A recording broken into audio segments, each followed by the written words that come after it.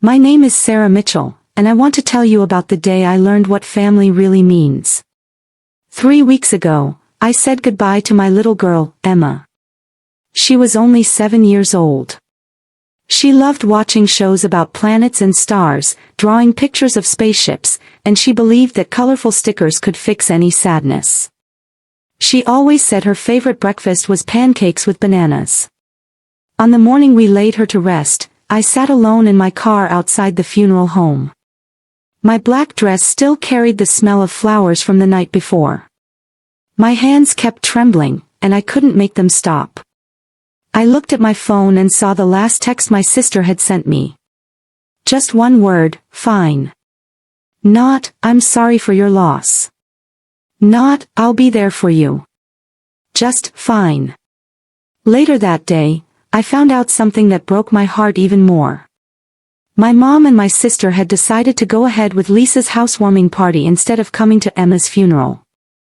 They said the party had been planned for too long to cancel. They called my daughter's funeral something small and unimportant.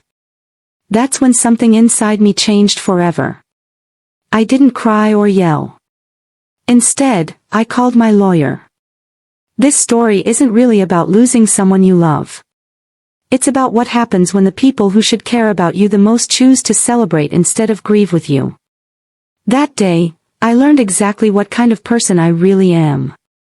And I discovered that I'm not someone who just lets things go.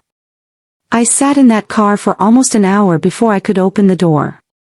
The funeral home looked so big and dark, like a place that swallows up all your sadness and leaves nothing behind.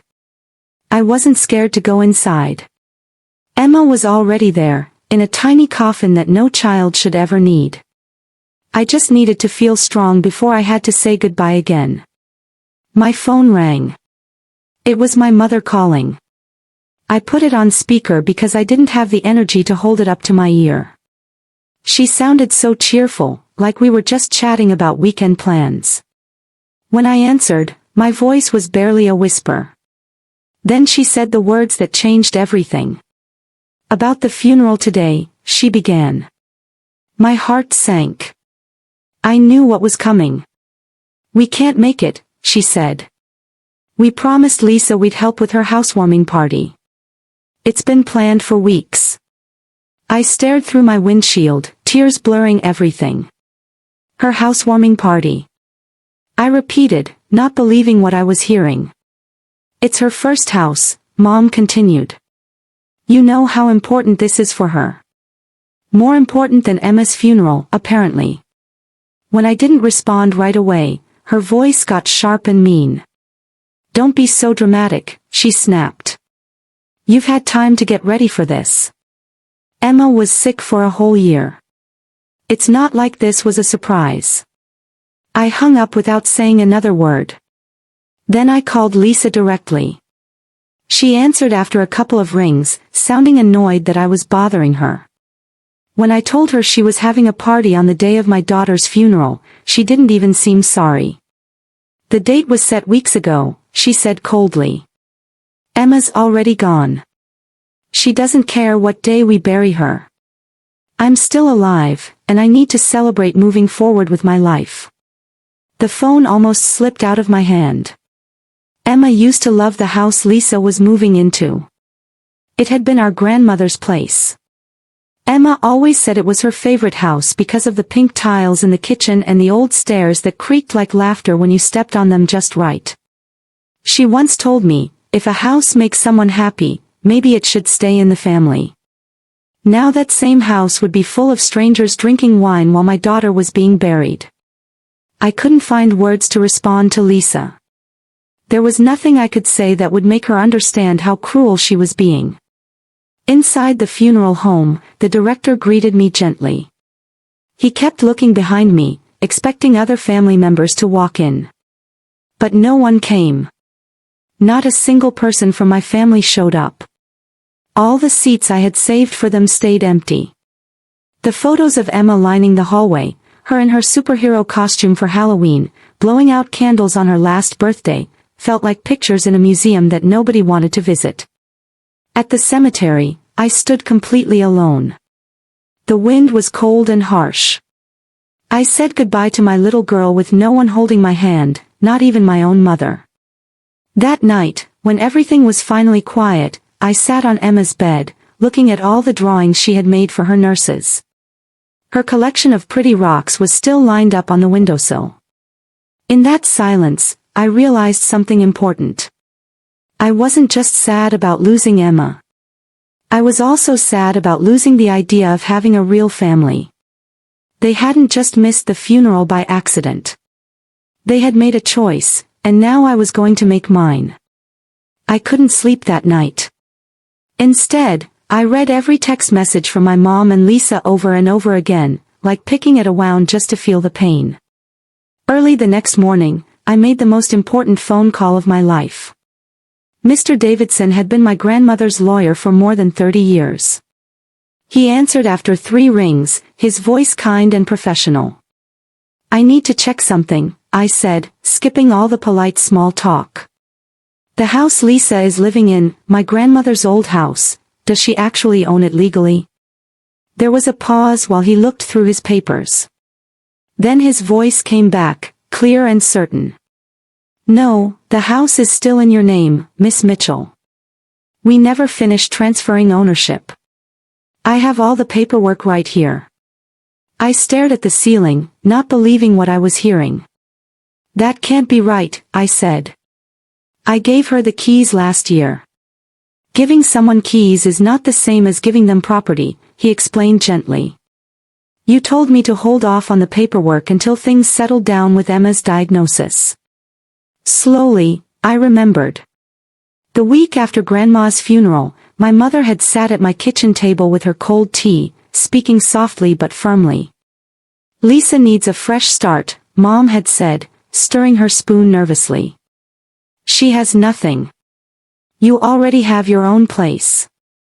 I was too exhausted from hospital visits and fear to argue. "Fine," I had said. "She can have it. We'll do the paperwork later." Later never happened. Now I sat in Mr. Davidson's office, still wearing black from the funeral, my eyes red and swollen. Just 4 hours earlier, I had buried my child. Now I was discovering something else entirely. "There's something else you should know," he said. He slid a folder toward me with my name on it. Inside were bank statements, 5 years' worth, organized by month. Each one showed the same thing, a $2,000 transfer from my account to my mother's, every single month. Even during the months Emma was getting treatment. Even when I was selling my grandmother's books to pay for medicine. Even when I had to use credit cards to buy Emma's anti-nausea medication. There was another paper clipped to the back. A car loan in my mother's name for $42,000, dated 1 month after Emma was diagnosed. A Mercedes. My stomach felt sick. My phone buzzed with a text from my mother, "Need extra money this month." Insurance went up. "How's Emma doing?" I didn't answer. Instead, I opened Instagram. At the top of my feed was a photo posted just 2 hours earlier. My mother and Lisa, holding champagne glasses in my grandmother's kitchen. The caption read, "New beginnings. Blessed with this new house. #grateful #family first." In the background, I could see the antique mirror that had belonged to the woman who raised me, who had wanted that house to be Emma's second home. That was the final break. Not just their absence from the funeral, not just their selfishness, but the happiness they showed while doing it. This wasn't forgetfulness or bad timing. This was deliberate cruelty, packaged and shared with hashtags. I looked at Mr. Davidson. "What would it take," I asked, my voice like steel, "to get them out of that house?" He didn't hesitate. "I'll prepare the documents." And just like that, the part of me that used to give in, that used to make excuses for them, that used to hope they would change, died alongside my daughter. What was left would not be ignored or pushed around anymore. I gave myself until sunset to fall apart one more time. I held Emma's last drawing, half finished and colored outside the lines, and let the pain settle in my chest like heavy fog. Then I stood up and called Mr. Davidson. He had already started the eviction paperwork. The next call was to David, Emma's father. We hadn't talked since the funeral. He showed up that night with computer files, printouts, and the guilt of a father who couldn't save his daughter but might help her mother fight back. We worked at the kitchen table, now covered with evidence. Screenshots of text messages, photos from hospital visits, the message where I told my family Emma had died. Every message was marked as read. Lisa had replied with just one word, fine. David slid an email toward me. "This is from your landlord," he said. My mother had called him, claiming I was mentally unstable, and asked him to send my rent payments directly to her instead. He had refused, thankfully. But now I had it in writing. "They're not just heartless," I said. "They're calculating and sneaky." The next afternoon, I met two police officers at my grandmother's house. I handed them the deed proving I owned it. "Miss Mitchell," Officer Rodriguez said, "you're the legal owner of this property." "Yes," I replied. "I always have been." Lisa opened the door wearing yoga pants and holding a smoothie. Her face went white when she saw me standing there with the police. "This is my house," she said angrily. "No," I replied calmly. "You just pretended it was." The officers explained she had 48 hours to leave. Lisa screamed and cursed and threw a fit. The neighbors watched from their porches. "I buried my daughter alone," I told her, "while you were drinking champagne and celebrating." That night, I changed all the locks. By morning, I had installed 4 security cameras that sent alerts to my phone. I didn't feel like I had won some great victory. I felt something sharper and cleaner, control. Lisa didn't leave quietly. 2 nights after she was served the eviction notice, my phone buzzed just after midnight. The motion sensor had been triggered. The camera feed switched to night vision, and I could see her car parked in the driveway. She was walking toward the back of the house with something metal in her hand. The camera caught her smashing the rear window with a baseball bat.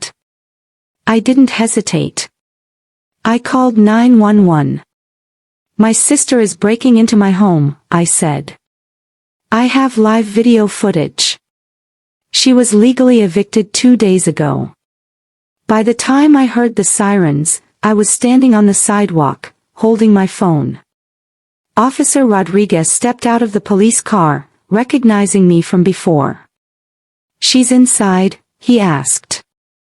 I nodded. "Back window. You'll see the damage." The officers approached the house, and Lisa burst through the front door, still holding the bat.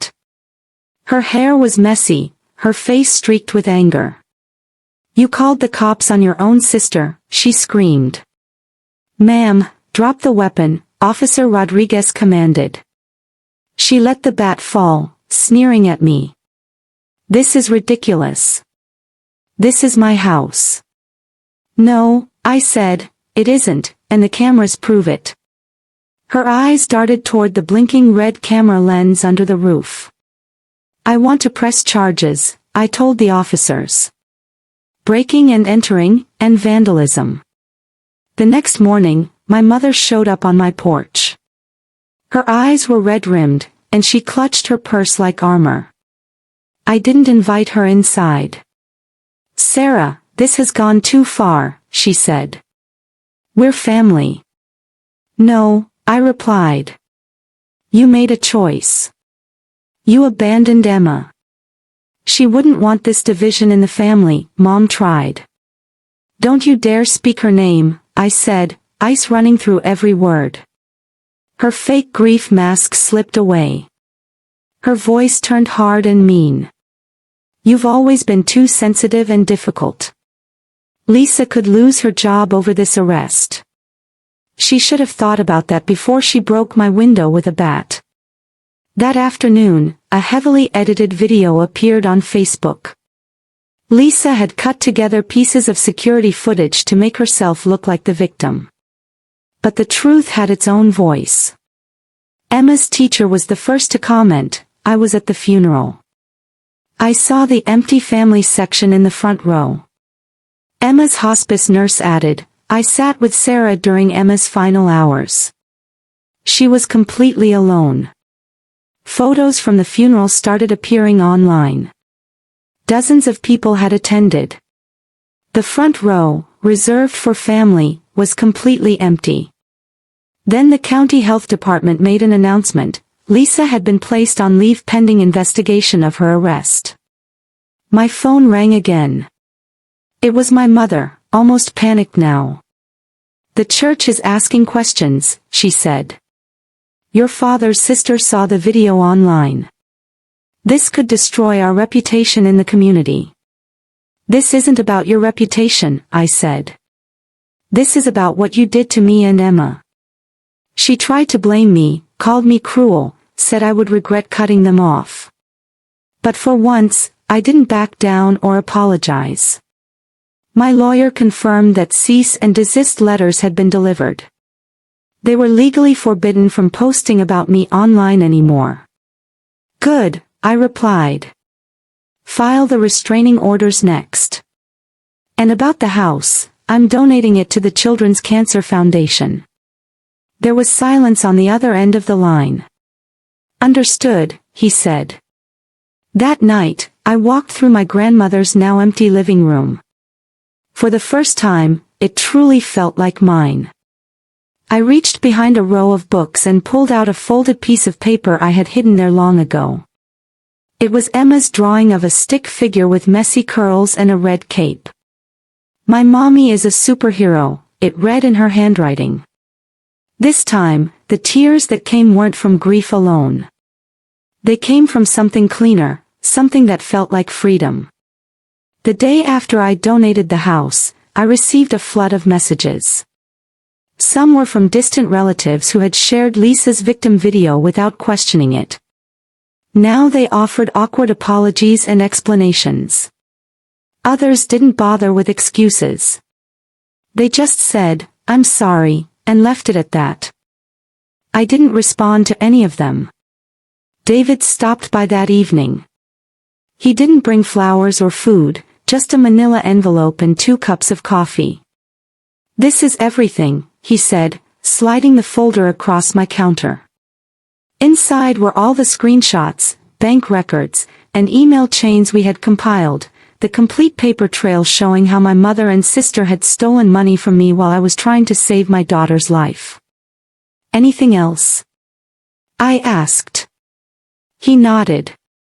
The foundation has raised over $12,000 in Emma's name.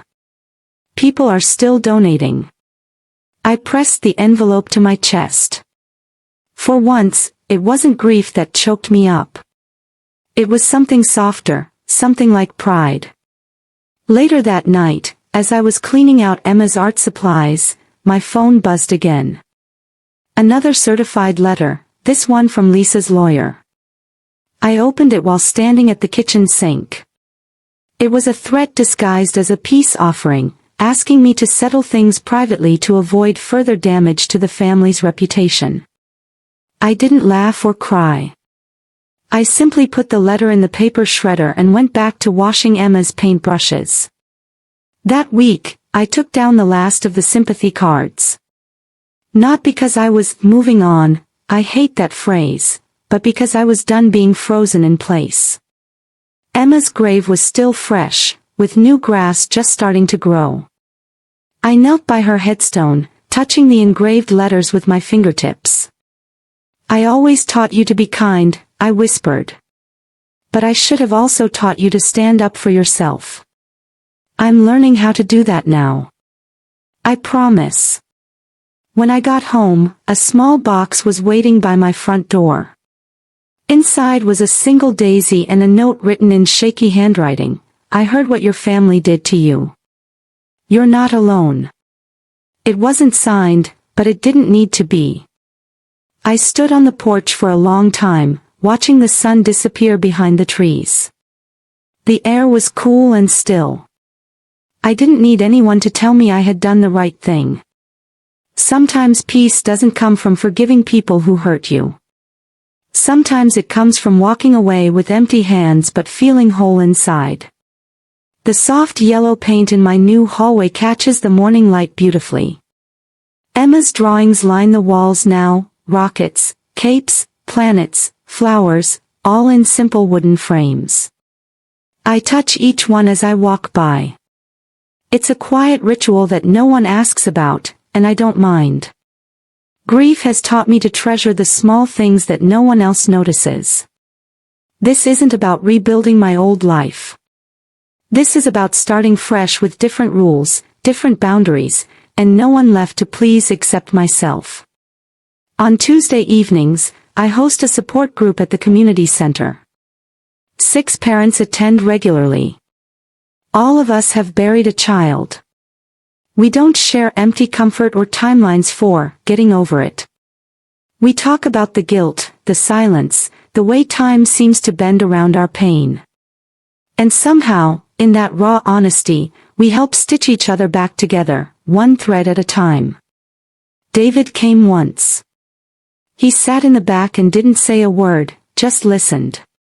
Later, he told me it was the first time he had felt understood since the funeral. That was enough for me. One afternoon, the hospital coordinator called. "The families keep asking when you're coming back," she said. "They want more art therapy sessions. Would you consider expanding the program to the other clinics?" I said yes without hesitation, without fear. The next morning, I drove to Emma's grave. The grass had grown in, soft and bright green. I knelt and placed a bunch of daisies beside her stone. "You made me stronger than I ever thought I could be," I whispered. "And I promise I'm using every bit of that strength." When I got home, a small envelope was tucked under my door. Inside was a drawing from Sophia, the little girl next door. It showed a big red heart and stick figures holding hands under a tree. The note read, "Your flowers make me smile. I like your house." I taped it to the refrigerator. That evening, I sat on the porch with a cup of tea, watching the stars appear one by one above me. For the first time in over a year, I didn't feel haunted by everything I had lost. Instead, I felt grounded by everything I had reclaimed. Peace doesn't always arrive like a beautiful sunrise. Sometimes it settles quietly, steady and unapologetic. I hadn't just survived what they did to me. I had risen above it completely.